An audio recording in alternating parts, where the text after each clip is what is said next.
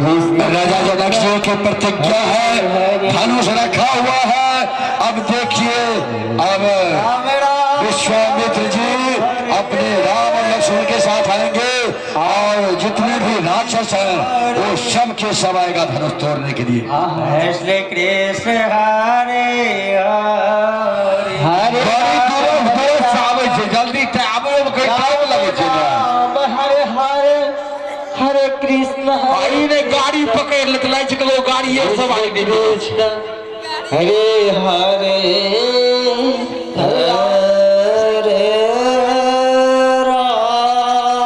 जल्दी आए भी नहीं है तो ठंडा लगे छे लोग के।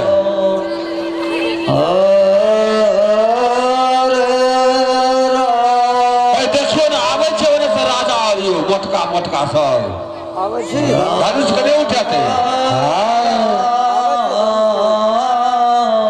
बनर खासौड़ा सब कते जड़ी लगे छे।